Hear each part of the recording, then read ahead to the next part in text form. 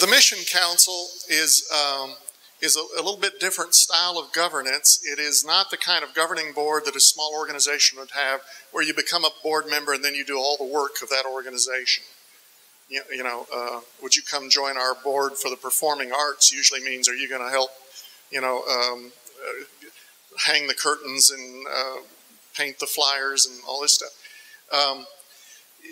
Nor is it the kind of board that is representational in the sense that every single unit of the church, every single board, committee, and task force has one or two people representing it on that board. That is kind of the way the old Conference Council of Ministries worked. And usually that doesn't work because everybody is there because of their primary allegiance or commitment to the committee that they chair, right? And so it creates a dynamic where there's kind of a stuckness there. And so on the Mission Council, there are only about 3 people that are there ex officio, and that's head of finance and head of a board of ordained ministry. It seems like there was one other, but it's been a system that has operated pretty well for us. What it does mean, though, is that the budgeting, instead of being hammered out at the Mission Council with a lot of competing voices, is the budgets are worked within their kind of sections in relationship to the directors. And then the directors meet and they bring a recommendation to the Finance Committee first, and then through the Finance Committee to the Mission Council that is of a unified budget that is mission-driven, where we can kind of tie everything that goes on at each part of the organization toward the mission, and it all works through the directors. So you'll see how that works as you move through the quadrennium. I want to just say a few other words about leadership, and I don't even remember. I learned this years ago, and I'm probably borrowing or stealing somebody else's good work. But I have to say I don't remember the source of it because it's just been a part of me for years and years. And that's what's the role of leadership on a committee or a board. Number 1 up there says cradle the vision. Part of the thing that your committee, your task force has to constantly be doing is saying, now what is it we're here for, and is what we're talking about and working on pointing toward that direction. Cradle the vision, remind each other of the vision. This is something we do all the time in the Missouri Conference, in the Conference Center. That little green card, if you go through our Conference Center, nearly every room in the building has a great big poster that has that on. And when the cabinet is making appointments, or when committees are meeting, or the Mission Council is meeting, people who are part of that, I mean, it becomes just instinctual to somewhere. If we start getting into fuzzy territory or confused about what we're doing, somebody says, now does this really help us lead congregations, to lead people to active faith in Jesus Christ? So that's the conference's kind of vision statement. Your own kind of work, Mozambique Initiative or something like that, may have a further refinement of that about what your particular task is. But part of the role of serving on that is not to do all the work, not to be involved with all the staff things and all that, but to just cradle the vision. Just keep us on track. Keep reminding us of why we're there. Second, I think it falls to anybody who offers leadership in the church to help maintain an outward focus. When I'm teaching pastors and congregations, I'll often say that when you stop to think about it, where your church fulfills the mission is at the margins of the church, where those who are part of the church encounter those who are not a part of the church through service and justice ministries, or through the evangelistic invitational ministries. But it's where those who are a part of the body of Christ engage those in the world that we fulfill our mission. And so the role of the pastor or lay leader in a congregation is to keep drawing the attention of the organization toward that margin, toward where the action is, toward where the mission is fulfilled. And now what's the opposite of that? That's having meetings after meetings after meetings, thinking meetings themselves are ministry, right? Where where we're thinking that because we were at the church on Monday night, Tuesday night, Wednesday night, and Thursday night, we were at finance, administrative board, and blah, blah, blah, that we fulfilled the mission of the church. Well, all we've done, if we were at our best, is we've talked about the mission of the church, but it's where it's you got to keep the outward focus, and that's true within churches. That's also true as an annual conference. We've got to be thinking about not just how do we kind of satisfy the requests of our existing pastors or churches, but how do we think about those who are not yet here? Some of you are familiar with that blog I wrote some time ago, and it's another chapter in that book, Remember the Future. That somewhere out there is a 5-year-old who doesn't even realize it, but his life is going to be changed forever by a vacation Bible school that a church is starting to plan as each of our areas of responsibility, we got to be thinking about the somewhere out there. The homeless, the poor, the people who are not in our churches, those who are being stifled by their riches. I mean, people of all across the spectrum. We got to remember that the mission draws our attention out there, and not just inner focused. The third is part of the role of governance or leadership is to force future-oriented thinking, to keep asking the question, so what do we need to be thinking about and working on now that is going to shape our ministry 5 years from now, 10 years from now, 20 years from now? That's against the natural instinct of most organizations.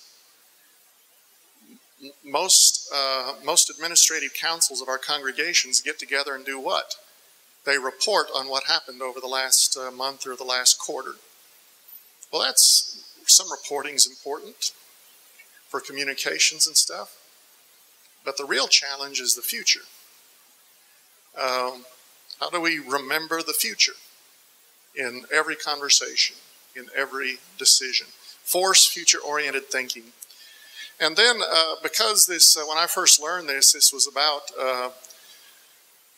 governance boards of even not just nonprofit organizations, but corporate models and stuff. In the corporate world, they say you got to stay in touch with your shareholders. You got to build bridges back with those who have an investment and who are your sponsors, so to speak, for being there.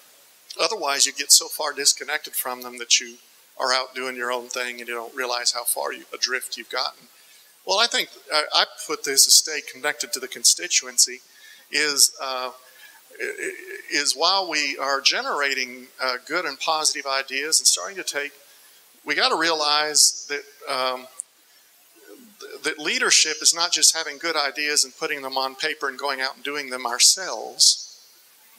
Leadership is mobilizing people toward an objective, toward a mission. And if we're disconnected from the people that we're trying to lead, or they're not interested or don't know or not invested, we just end up out there by ourselves. And that's not leadership. I won't.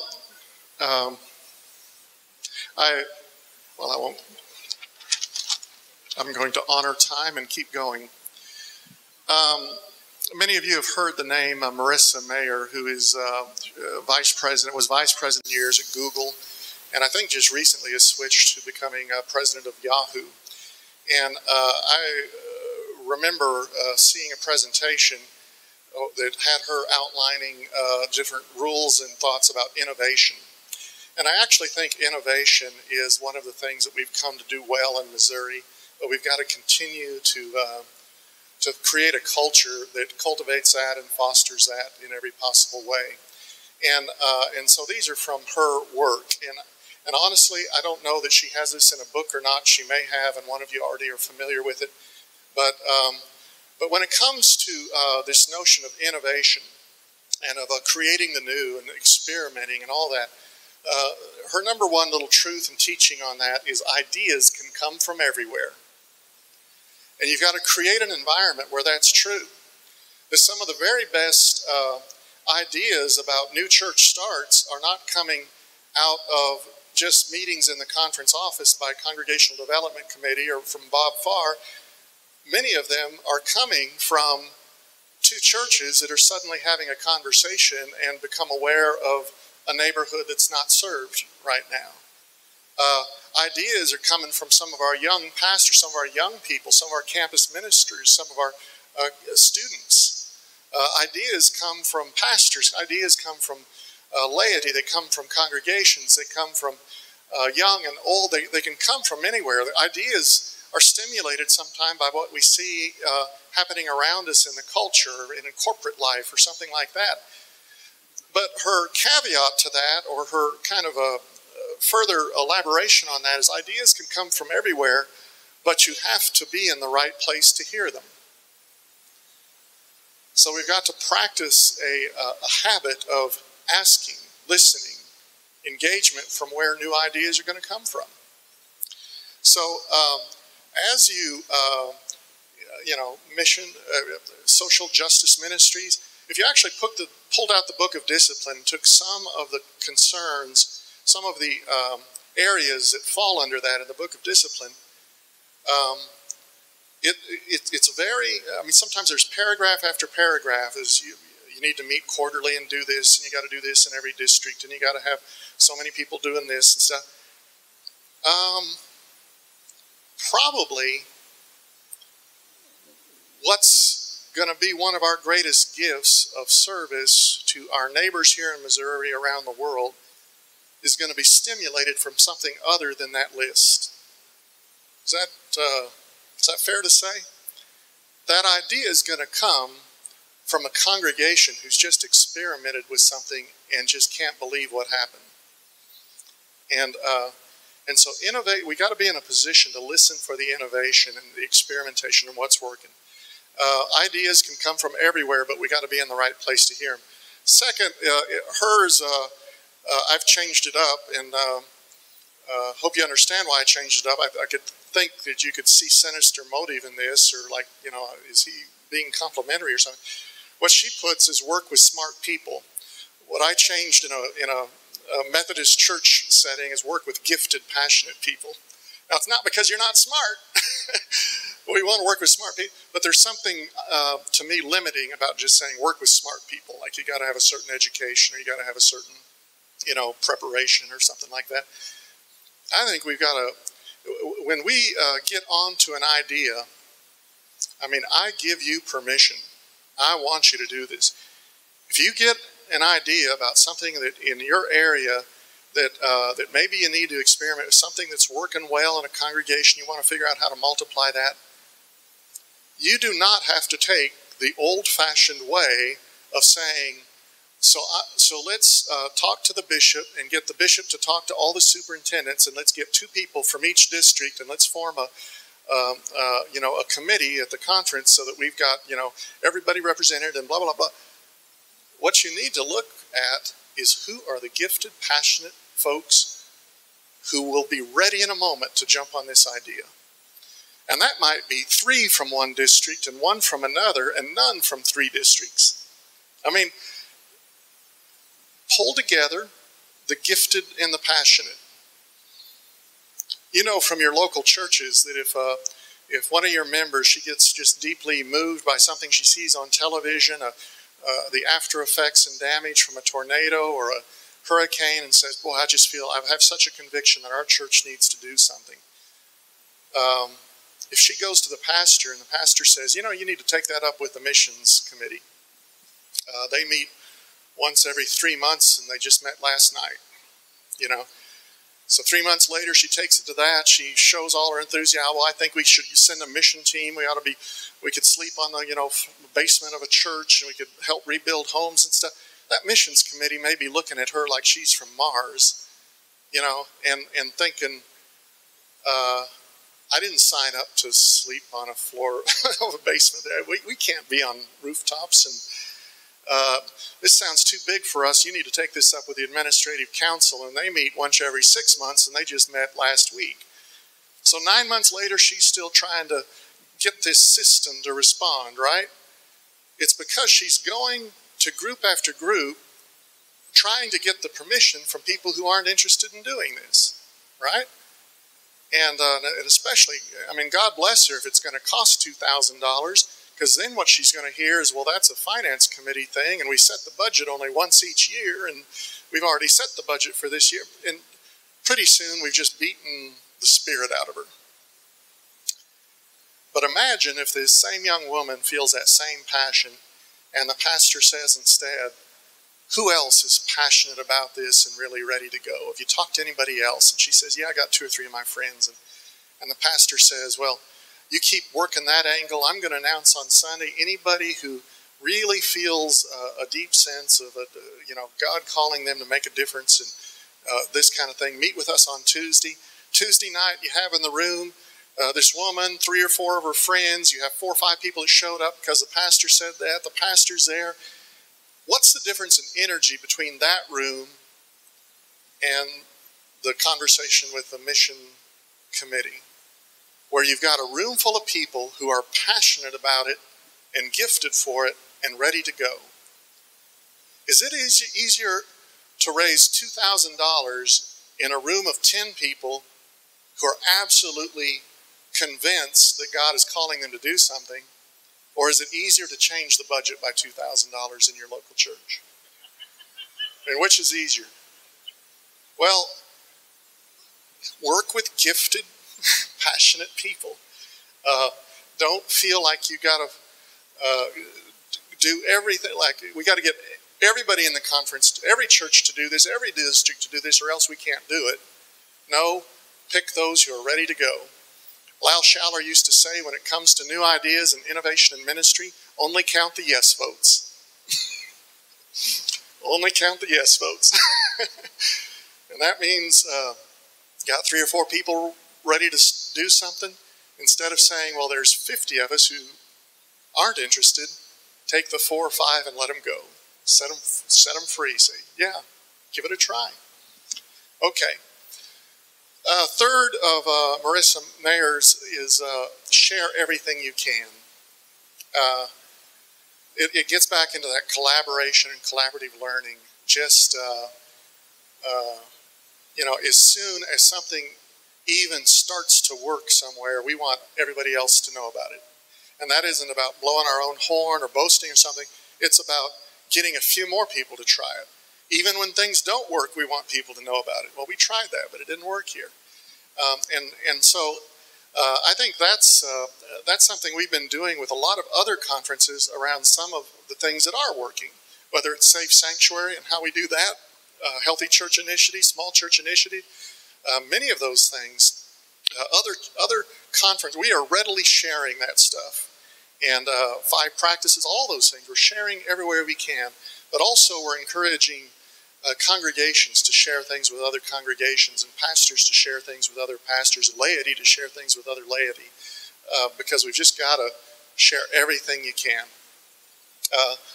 Give license to pursue dreams.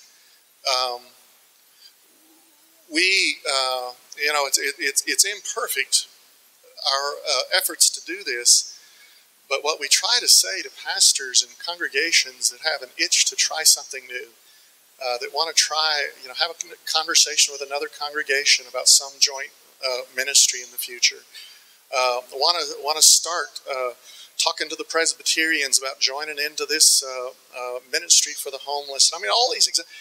We want to create an atmosphere where people feel not just the permission, but feel the license to pursue dreams, to experiment, to innovate, to try it. And it may not work. Most kind of creative new initiatives don't quite get off the ground. But it's like sowing seed. It's like Jesus' story. Yeah, so many seeds get eaten by birds and strangled by weeds and, fall on rocky ground. But by the grace of God, some falls on fertile soil. It's the right time, right place, right people, right mix, and it just happens. God brings forth the fruit. So a license to pursue dreams. Fifth one up, 1, 2, 3, 4, 5. Fifth one is that she writes in her list is innovation is not perfection. We got to remind ourselves that anytime we innovate or experiment, we're not going to have all the answers worked out. It's risky. As one famous preacher says about faith, first you leap, then you grow wings. Sometimes the leaping comes first. Otherwise, it's not faith. But that means that a lot of stuff, innovation is not perfection, means we can't wait till we have every detail of something worked out with perfect expectation that it's going to go very well. We offer our best, but there's always going to be adjustments that are going to be made along the way. And I actually think that's the reason Healthy Church Initiative has thrived the way it has, is because there's never been a 6-month period in the 5, 6, 7 years that we've been experimenting. Never been a 6-month period where what we were doing is exactly what we said we were going to be doing 6 months before. that it was always, let's replace that book with this one. Let's do this. Let's do this differently with the consultants. Let's change the questions that are used for that, because we were constantly making little adjustments, which gets to her kind of subset on this. Innovation is not perfection.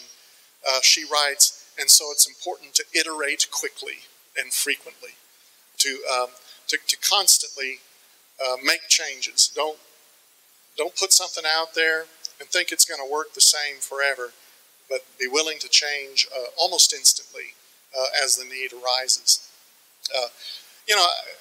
As I'm talking through this and see different faces out there, those who've been involved with Serve and Volunteers in Mission, Response to Joplin, all the different ministries that are represented here, work with the trustees, work with the around some of our insurance issues and around what I realize is that that's what we've been practicing in so many ways. Is we put out an idea, we try it, but we're even changing it as we're launching it. We're even making little adjustments, and that's actually a healthy thing to be doing. This one's tough, and I'm not sure. I have to think about how best to communicate this to a church nonprofit organization. But one of her things on innovation, she says, is data is apolitical. Now, what does she mean by that? It means, to me, it's a twist on this notion of fruitfulness. It is to say that we've got to look at the data, outcomes, responses, impact, and we've got to do that in a way that to break the emotional tie that will cause us to distort it. And that's what she means by data is apolitical, is our tendency, because we love this program so much, is to change our interpretation or ignore the data if it doesn't work, because we're hooked into it. Instead, we got to say, if the data doesn't support that this is working, we got to let it go. This also means data is apolitical. It's a reminder of how to apply the same kind of expectations about fruitfulness evenly across the board. And not to say, but this work over here is the exception. We don't have to think about fruitfulness because we don't want to offend those people, so let's just keep funding or doing that. Right? We gotta go where the results kind of would take us on some of those things. The last one here, she writes, creativity loves constraints. And that one takes a little getting your mind around too. But I remember her giving the illustration of an artist who actually prefers to work with with a page or that that already has some kind of mark on it, because then the creativity is in working around that and taking that into consideration in the work. What I think about is, you know, I think of writing examples. The haiku, the poem. What is it? 7 syllables, 5 syllables, 7 syllables, 7, 5, 7. You ever tried writing a haiku poem? They can become amazingly powerful form of writing, but when you're not practiced in it, your first thought is, well, if I could just have 2 pages, I could say this all the better, you know? Well, the power of it is figuring out how to say it in just these brief syllables, and that adds to the power and to the penetration of it. It adds to the truth that is revealed in it. That's a constraint that fosters creativity. Mark Twain was supposedly wrote a friend this big, long, rambling letter, and at the end of it he said, "I'm sorry this letter's so long. If I'd have had more time, it would have been shorter."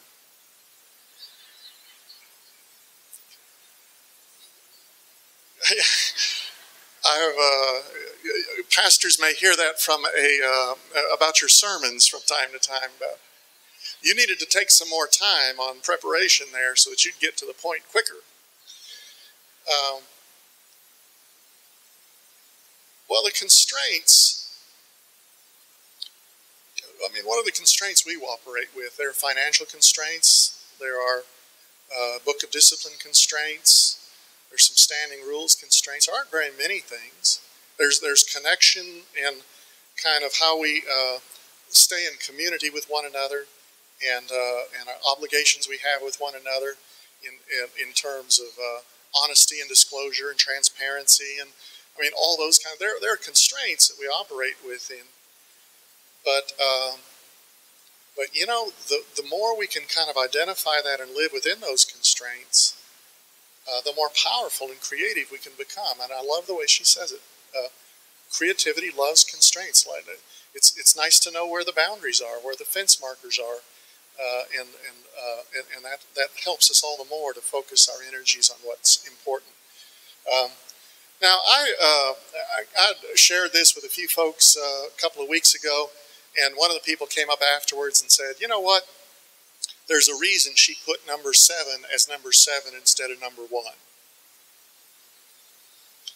And I think that's true. The conversation about innovation doesn't begin with, "Let me tell you all the rules and restraints." The conversation begins with, "Go for it. Try it. We're behind you. Experiment. You know, dream your dreams." But the conversation doesn't end there. It also includes, "But be careful of this and that." And just, you know, know that there are some constraints here. And so I do like the ordering of it, because I think this is the driving image here, is the creativity. But also we got to remember that we're in covenant with one another, and we are representatives of the Missouri Annual Conference in the United Methodist Church, and that has certain meanings too.